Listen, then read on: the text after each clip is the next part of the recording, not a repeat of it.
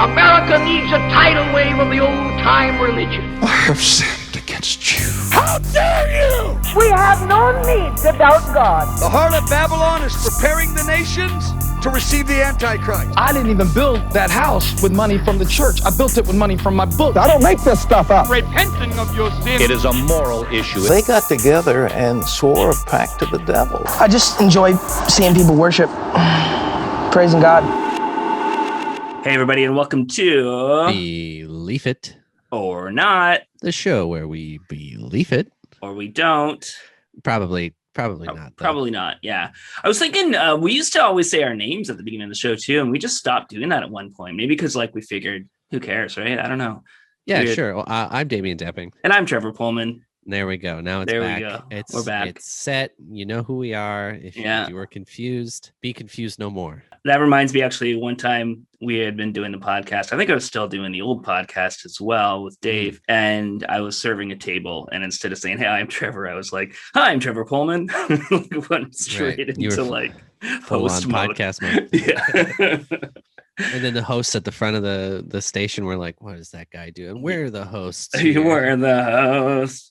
And then I gave them all a sticker for Believe It or Not. And there you go. There we go. Here we are.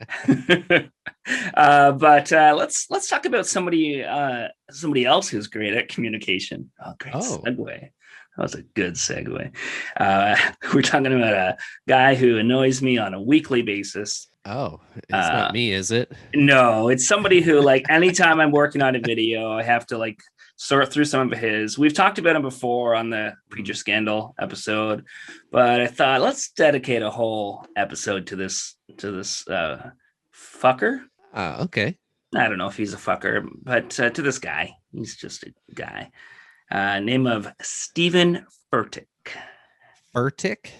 Yeah, or Steven Furtick Jr. Or in some places I read that his birth name was Larry Stevens Furtick Jr., but Stevens, okay. I don't know, but that's where we're at. So he was born in 1980, a year older than me, February 19th. It's my cousin's birthday. Happy birthday. Yep, same day and everything. Good for her. Same day as Steven Furtick, same year. She probably likes Steven Furtick, though, so... Anyway, that's it. That's the podcast. All right. Goodbye, everybody. Goodbye, everybody. Thank you. Work. No, I'm kidding. He's an American Baptist. He's a Southern Baptist pastor. He doesn't act like a lot of Southern Baptist preachers, and his theology seems a little different, but that's the That's what he calls himself? Okay. Yeah, and that's the denomination he's in. He was born in Moncks Corner, South Carolina. Yeah, so I mean, it's kind of like my dad would say he was Catholic, even though he doesn't go to church and he doesn't pray or do anything, but he would say he's Catholic kind of thing. Because he was baptized as Catholic? I think so. So. I think that's what he would consider himself. I actually don't know, but I feel like it's something like that, and he'd only get mad if you were like, why are we praying at Thanksgiving? And he'd be like, this is what we do. But just a normal little childhood there. But when he was 16, he read a book called Fresh Wind, Fresh Fire, and he felt called to be a pastor from that. That sounded like a chewing gum ad. It does. New Dentine, Fresh Wind and Fresh Fire. I chew that, actually. Mm-hmm. Yeah. And then he went to Southern Baptist Theological Seminary after going to North Greenville University. And he started as a worship pastor doing music and stuff like that at a church in Shelby, North Carolina. I just want to interject. How many different types of pastors are there? Because I know we've talked about youth pastors, but now you're saying worship pastors. Yeah. What else are there? Are there truck pastors? And then there could be. There's the truck church. Lunch pastors or something what? Yeah. What's the main difference? Is it just where they're focused on their things? I kind of figured that most pastors would kind of be able to do a little bit of this, a little bit of that. Yeah, and that's what smaller churches are. And then as the church gets larger, some churches just have a worship leader or a rotating group of people who lead music. Larger churches will have a worship pastor, and they're in charge of choosing the songs, or in some case writing the songs. They're in charge of getting the band together and all that stuff. And then there's youth pastors, associate pastors, basically your assistant pastor, the guy who fills in when you're off. There's a lot of them. Yeah. Right. Wow. Yeah. What do you need time off? Don't you only work one day a week? Yeah, exactly. Yeah. I'm sure they work more, but you know. In 2006, though, was when he started Elevation Church, which is the church he is still at. He started it in the living room, and through grace of God, and probably lots of good marketing, and it grew into a mega church. Still in his living room. No, that'd be cool though. Although he does have a pretty big house, so probably could. He could, yeah. Yeah. He just made a bigger and bigger house, and he kept bringing people into his living room. Yeah, exactly. That would have been a good way to do it. I would have been like, respect. Yeah. One of the things that helped get more people to come out is one Sunday in 2007, he gave away $40,000 to the people in the church in envelopes. We should go to church. Yeah, I know. So they would get envelopes, and there'd be either $5, $20, and increments up to $1,000. And then your mission was to go out and spend that on somebody else this week in like a nice way. Oh, that probably helped people come out though to like, oh, this church is giving away money. Yeah. How many people you think actually spent it on someone else because that's what he said? Yeah, probably not a lot. And when also this church is in Charlotte, North Carolina, so we moved to Charlotte to start this church. So he was going full on Oprah, trying to just win people over here. Then yeah, that's what it seems like. You get a money. I think Oprah did put him on some lists of like spiritual. Oh yeah, he was named one of Oprah's Super Soul 100. Oh, great! In the list of visionaries and influential leaders in 2016. Okay, wow. What does Oprah know? Yeah, exactly. Not a lot. Yeah. I think right now the church is around 20,000 people or more. And he says his goal is in the next, I think 10 years or so to get it up to 100,000 people attending the church.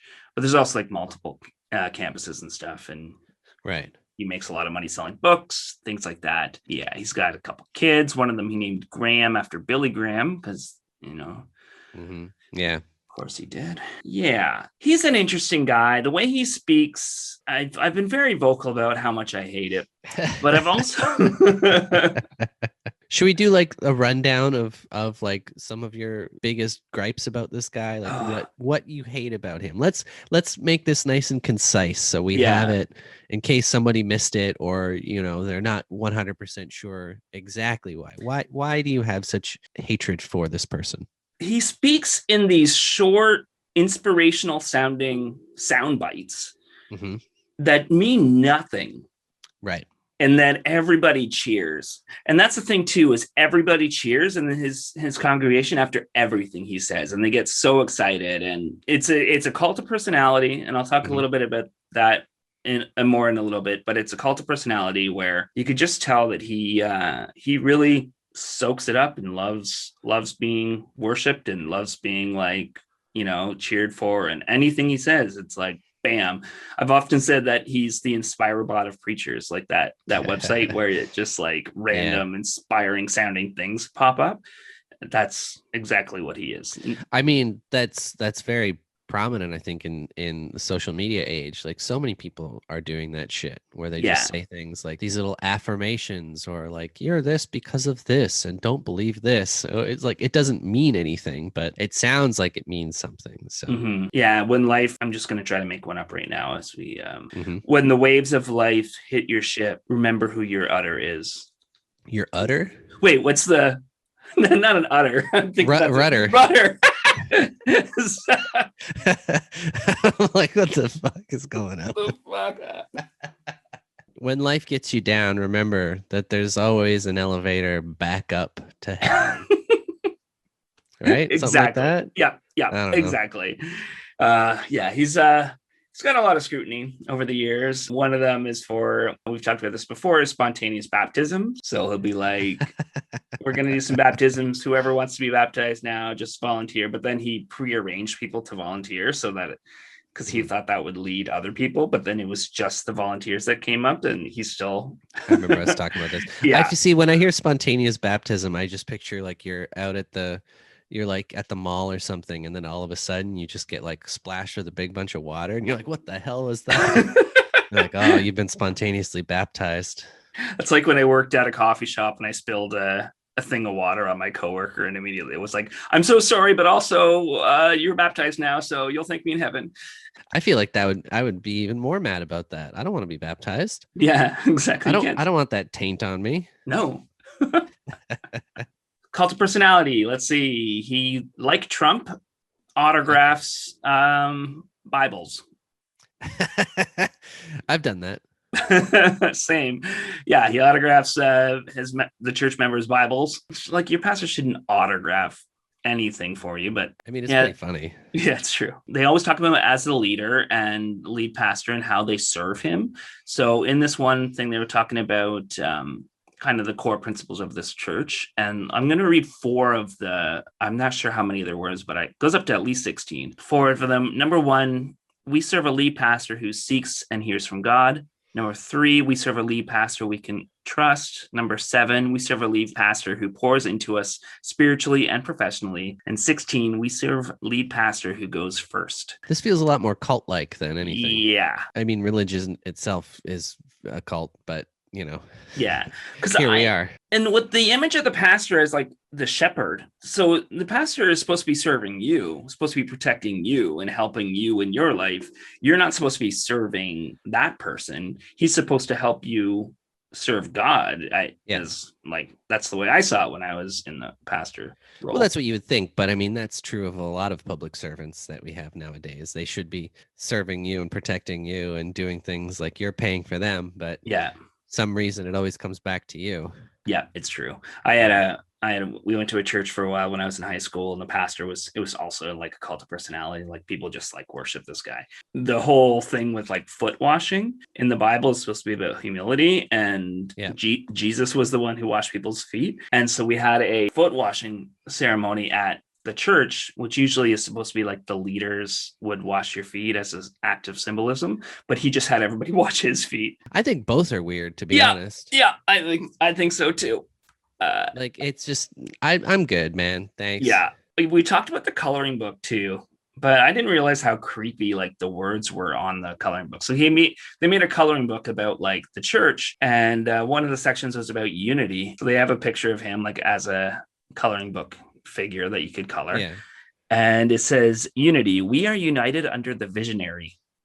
Everyone must submit yourselves. And that has a Bible verse about submitting yourself to authority. But we are united under the visionary, with a picture of him. Yeah, this isn't good. Yeah, and it's like for children. Yeah, all you're doing is you're priming these children to obey this person. Yep. This has nothing to do with a higher power. It has everything to do with ingratiating yourself to the leader. Exactly. And on the bottom it says, Elevation Church is built on the vision God gave Pastor Steven. We will protect our unity in supporting his vision. I don't think God would give anything to a guy named Steven. Yeah, exactly. And lo, the Lord did say unto Steven, get me some smokes, bud. What about Larry Stevens? No, that's even worse. Oh, yeah. There was a blog post somebody made about Dog with a blog post. Dog with a blog about all the like signs of a cult of personality in churches. Yep. And another blogger pointed out like 3 major ones that he's definitely guilty of. But what were they? No one is allowed to question the leader without a retribution. The line between look at what God is doing and look at what our leader is doing is almost non-existent. Yep. Right.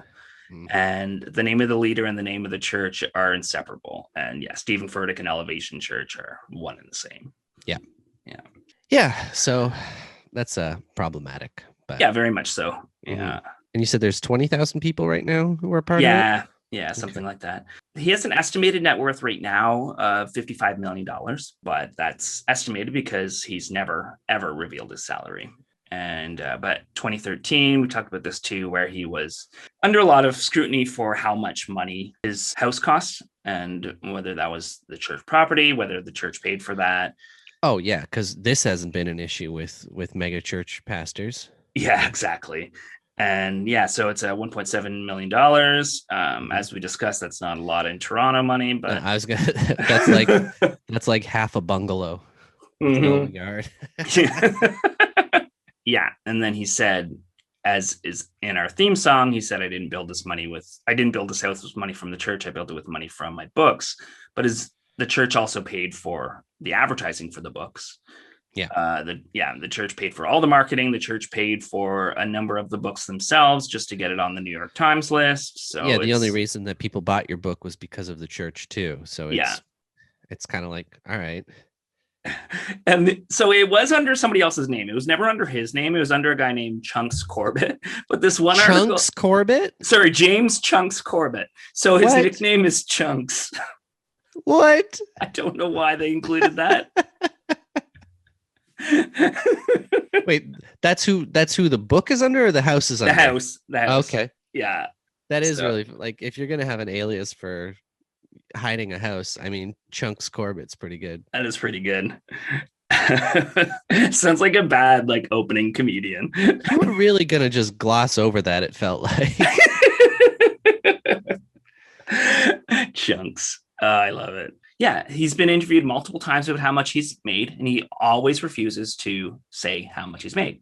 Mm-hmm. And at one point he said the reasoning is because if he starts saying how much he's made, then that's saying how much the church is giving, and then he'd eventually have to realize how much he is giving, and you're not supposed to brag about how much money you give away. That's a really good way to avoid paying taxes. Yeah. I think next year I'm just going to write the CRA and saying, listen, guys, I gave away a lot of money this year, and I can't brag about it because that's bad. So you know what? Just I'll give you $10 and we'll just call the whole thing even. Exactly.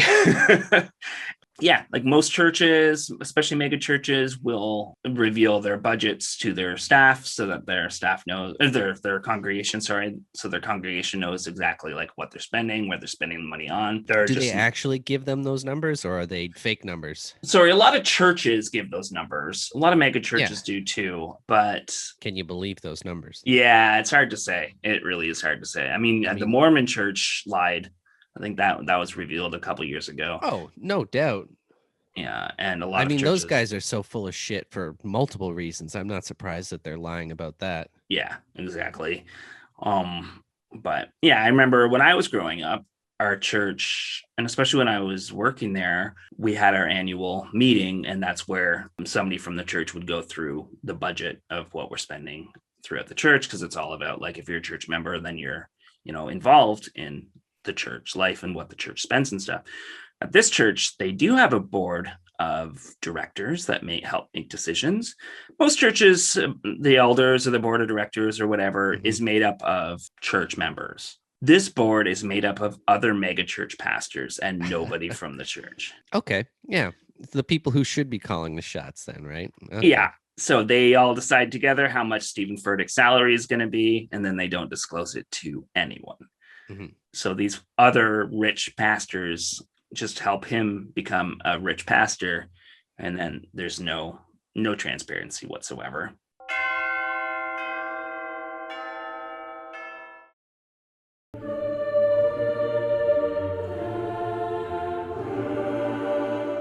And he's also, with the money thing, has been accused of being part of the prosperity gospel. Mm. Yeah. Because he has been associated with T.D. Jakes, who is a prosperity gospel preacher, and a lot of stuff with Joel Osteen, who is also, you could consider a prosperity gospel preacher. Yeah. I just watched one video today. I just searched Steven Furtick tithing, what's his opinion on tithing? And I found this video, and I wrote down the quote of what he said in the video. I've been praying for someone to give $1 million today. I've been praying for someone to give $100 today. Maybe the person giving $100 is making a bigger sacrifice than the person giving $1 million. 100%. Yeah. 100%. But these people always see sacrifice as a good thing. And they always try to convince people, whatever you want to pay more, because God's going to bless you for that. Well, that's the thing that's fucked up about it too. It's these people are already millionaires off of duping their congregations. Yeah. And of course, it's always the most hard up people who are genuinely taking it the most sincerely, and they're giving as much as they can and more. And half the time these people are living in terrible conditions because of it. Yep. It's disgusting. Mm-hmm. I mean, my grandmother worked for a while at a religious mail out center, and they would just send out things all across the state saying like, oh, the furnace is out at the church this year. We need help getting it back. And you'd have like old ladies from Alabama sending checks for like $500, and you know they're probably eating cat food now because they gave all their money to this fucking con artist who had $1 million properties on the waterfront and you know never paid a tax dollar in his fucking life. I don't know. These people are fucking disgusting. And I mean, it's if it's like a small community and you're like supporting your small church or something like that, I'm like, yeah, okay, that makes sense. You're keeping it in here. You're not elevating somebody else for their own financial gain or anything like that. There's no real big incentive to making it more than a community thing. But as soon as you start getting into these fucking assholes, it's just gross. Yeah, it is. It's really gross. He also has talked about like, he said, if you're living paycheck to paycheck, then you need to fix the flow of what your money is. And so basically like, if you're not making enough money, then you have to fix what you're financially focused on. And then of course the solution is you just pay money to the church. Right. Because the best way to have more money is to give your money away. Yeah. That makes a lot of fucking sense. And like somehow people always seem to, people in those power, like positions of power and with money, always seem to think it's so easy to be like, oh, well, just get a better job and make more money. It's like, that's not always easy to do. It's not just like some magic solution that you can snap your fingers and do. It's not that easy. You can't just like go to your dad and ask for $1 million like some of these fucking people do. But and I've met so many people who it's just like they go on, like they always talk about when you tithe, then God blesses you. And if you don't tithe, then you don't get financial blessings. And I remember one person talking about they didn't have much money, but they gave it to God anyway. And then the next day they were at the grocery store and some of the meat had like that 50% off sticker on it. And that was their sign from God that like, that's not a sign. That's just like at the end of the day, sometimes that's just a day at the grocery store. Yeah, exactly. But you just grasp onto any of these blessings in your life, even though you're giving away your money so that somebody can get their third BMW or whatever. Listen, I understand the value of like appreciating the small things in life, but as soon as you start looking at shit like that as a blessing from God, then you really need to reevaluate your whole life philosophy, I think. Yeah. Yeah, 100%. Before we end this, I want to share with you something that, maybe this would be his response to the things I'm saying. And then maybe we could talk about that. Let me know when you can't take it anymore. Hey, haters. Yep. Hey, haters. I hate to break this to you, but your day is done. See, we're done with the way you sling shame and blame in the face of anyone who doesn't say what you say and see what you see, read what you read, think what you think, and do what you do, how you do what you do. But it's not about you. We're sick and tired of your pervasive propensity to pick a fight and hide the light, nitpicking every single pixel of God's brilliant picture, seeing only your side in only black and white. So scared to death of difference, shaking your fist in the face of change. I hear you hating on some people because they're not deep enough, but it makes me wonder if depth is more a measure of love than it is about whether people sync up with every idiosyncratic opinion you've got. You're full of opinions, but you're low on the spirit, because the spirit is love. The spirit is peace. The spirit is kindness, and the only kind of words you ever seem to speak bring death to the hearer and leave weakness in their wake. You look like a toddler, drawing lines in the sand, talking about how you're defending the truth and taking a stand. But for all your hating and pontificating and stances and games, there's no change. Fall back. Is that good it's enough? A new day. Yeah, that's fine. That's fine. What I find really funny is that he keeps talking about like, you don't believe you have all these views, and if people don't agree with them, then they're wrong. And you're standing there pontificating and putting all this stuff out. Like, that's what you're doing right now. Yeah. That is 100% what you are doing right now. Yeah. You're standing there drawing a line in the sand saying everyone else is wrong and they need to wake up and open their mind to your point of view. It's exactly. Like, do you not see the fucking hypocrisy of that? Yeah, it's so ridiculous. And he definitely has a punchable face too. He does. He really does. This came out, looks like this came out in 2011, and this is obviously a re-upload. I'm sure he deleted it. That's why it's unlisted now. So it's still on his, but it's like, so I found it through that's why I couldn't search it anyways. Right.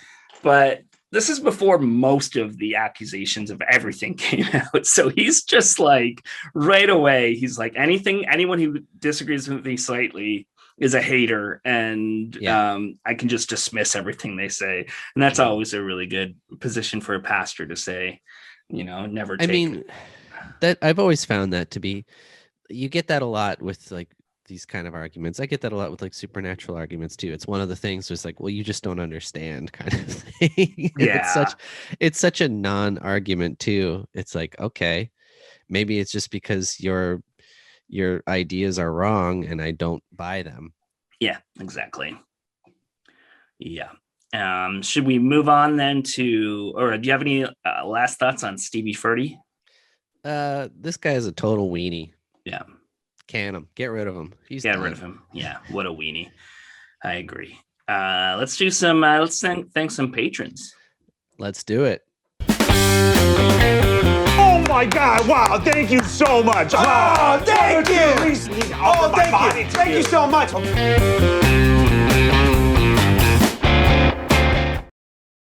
All right. Thank you, everybody, for joining the Bible study. It's been great. I mean, a lot of people don't do book clubs for one book for this many years, but we've been doing it, and we've been making it work. And I just have a little confession before we get started. We have been doing this book club for as long as we have, and I still have not finished the book. So please pray for me to finish that up soon. Okay. And we will pray for you. I guarantee that nobody in any Bible study has ever read the thing, but let's I feel so much better actually now knowing that. Okay, good. And let's move on to some prayer requests and some thank yous. First of all, thank you so much to Diego, Ethan, Colin. We also want to thank Greg and Colton. And we have a special prayer request right now for Miltank. Miltank, very, very cool person, very wonderful person. But they've been doing that thing from Teen Wolf where they surf on top of the van, which is really sweet, but it's also dangerous. So we just pray for a hedge of protection around Miltank as they surf on top of a van, like in that movie Teen Wolf. Mm-hmm. And I have a prayer request for 24 Oceans. And I just want to say that there are, in fact, more than 24 oceans, and I think it's sinful to say that there are only 24. Mm-hmm. God's limitless potential allows us to have as many as even 34 oceans. So, that's true. Yeah. And I believe that if everybody had an ocean across the USA, then we'd be surfing. Yeah, then we could finally see the light. Mm-hmm. And I have a prayer request for Brian. Brian's he has a DeLorean, and he's been trying to make it go back in time. So he's out there a lot of times during thunderstorms, just trying to get it to strike. And Brian, I just want to lift him up because that's not even how it worked in the movie. And he's going to need to find himself an old scientist man to help him find his dream. That's fair. That's a very good point. We all could use an old scientist man. And some might say that the first old scientist man was God. That's true. Very true. And the last old scientist man, to be fair. Mm-hmm. Or woman. Or a woman. We don't know. We don't know. Mm-hmm. But I have another prayer request for Samantha. Now, Samantha loves her cross, and the only problem is it's become such an obsession with her that she's been stopping at every crosswalk, and by the time she's finished praying, the light changes and she's unable to cross. So we just want to pray for a nice quick road crossing prayer for Samantha. That way they can finally get to where they need to go. Amen. And I finally just have a prayer request for Joel. Joel, he's a doctor, and he was on his way to Hollywood to be a doctor in Hollywood, but he got into a car accident, and a judge decreed that he had to be the doctor of a small town. Oh. for a while. And so we just lift him up in prayer as he's in his new town. And also just an announcement that the Bible study has finished all the Michael J. Fox movies, and now we can move on to other movies, because those were all plots of Michael J. Fox movies. Should we go back to a Christian rock lyric? Yeah, let's go back to a Christian rock lyric. Can't you see you're not making Christianity better? You're just making rock and roll worse. This is less Christian rock and more praise and worship, but still, I'm going to count it. Christian. So this is just more like soft rock, or more like just like contemporary pop kind of Christian? Yeah, it's like the kind of stuff like singy, churchy kind of stuff. Singy, churchy kind of stuff. So this is a song written by who wrote this? Oh, Steven Furtick. Oh, he writes music. He writes. Well, his name is on like all the songs that Elevation comes out with as a co-writer. Oh, so he probably just comes in and says, "Let's do that one. Let's not do that one." Yeah, and so like this is Aaron Robertson and Steven Furtick wrote this song.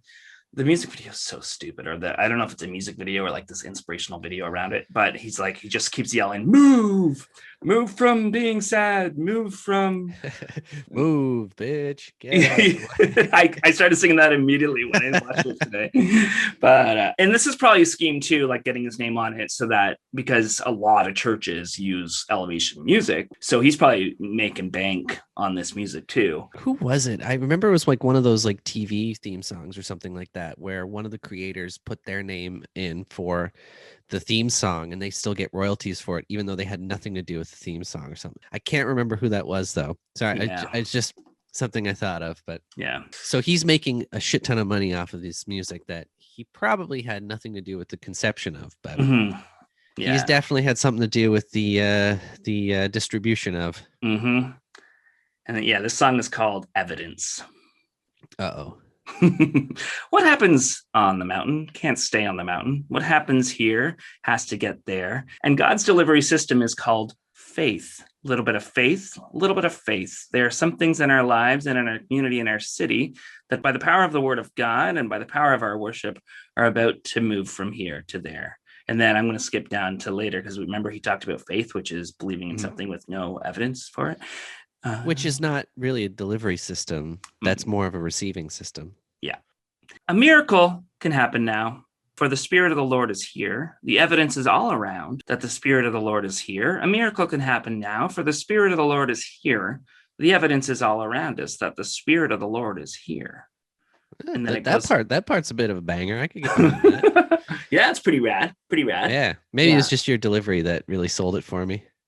Yeah, I do have I did used to be a beat poet, so. Yeah, the Spirit of the Lord is here. The Spirit of the Lord is here. Yeah. Drop that beat. I'll add something in post. Yeah. Well, that's our episode for today. Wow. What a day with good old Larry Steve. Larry Steve. That's what I'm calling him from now on. Yeah. And you know what? Again, I'm going to reiterate, guy's a weenie. Stop giving him money, people. Come on. Mm-hmm. Stop giving all these people money. Yeah. It's, I don't know. But then again, people donate money to Kickstarters for rich celebrities all the fucking time. That's true. Like, remember what's her face? They're like, help make so-and-so the first self-made billionaire. And I'm like, well, no, because it's not self-made. And it won't be self-made if you're just giving a rich person money. It's yeah. People are morons. Yeah. Speaking of giving money, thanks again to our patrons. Thanks to our thanks for watching, listening, and liking. I will argue that we are not rich. No, we are not claiming to be rich. We are not claiming to try to be making ourselves the first self-made anything. Mm-hmm. We do this because we like to do this and we enjoy speaking about these things. And the fact that we have people who listen is something that we both really do care about and really do enjoy. And if we can Mhm. help you guys, that's great. And if you can help us, that's also great. We don't expect anything, but we appreciate everything. Exactly. And we're not going to promise you blessings.